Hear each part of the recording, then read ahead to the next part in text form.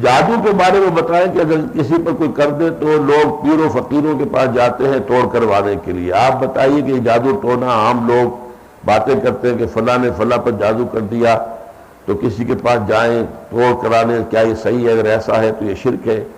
آپ بتائیے اس چیز کے لیے عام گھروں میں پڑھیں سورۃ خلق اور سورۃ الناس. آپ نے تو جواب بھی خود دے دیا مجھے.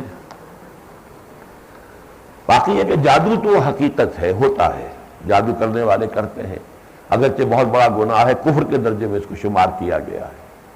اب اس کے لیے یہ ہے کہ اللہ تعالیٰ کے اسماء کے حوالے سے کچھ لوگ عمل کرتے ہیں, اور کچھ لوگوں کا یہ ہے کہ وہ جنات کو جو ہے وہ اپنے تصرف میں لے آتے ہیں.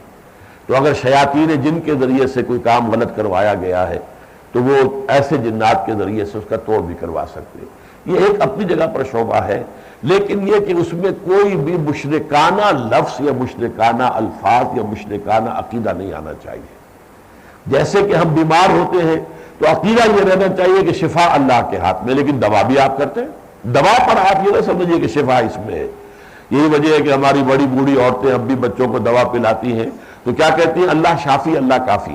پلا رہی ہے دوا, لیکن کہہ یہ نہیں ہے اللہ شافی اللہ کافی, یعنی اللہ تعالیٰ ہی شفا دینے والا ہے, اور شفا دینے میں اسے دوا کی ضرورت نہیں ہے, وہ کفایت کرتا ہے خود اپنے اختیار سے, جب چاہے مرض کو دور کر دے. اللہ شافی بھی ہے کافی بھی, لیکن یہ کہ ایک سنت ہے کہ آپ جو ہے اس کا جو ہے دوا جو ہے اس کے لیے جو بھی اللہ نے ما انزل اللہ من داء الا انزل له دواء, اللہ تعالیٰ نے دوائیں بھی اتاری, استعمال کرو. اسی طرح ان چیزوں میں مشرکانہ کوئی عمل نہیں ہونا چاہیے تو کوئی حرج نہیں ہے. اور آپ نے صحیح لکھا ہے کہ یہ معوذتین جو ہے ان کے بارے میں صحیح احادیث یہی ہے, یہ نازل ہی ہوئی ہے حضور صلی اللہ علیہ وسلم پر جب ایک یہودی کے وجہ سے وہ جادو کے اثرات ہو گئے تھے تو اس کے ازالے کے لیے یہ صورتیں پھر نازل کی گئی.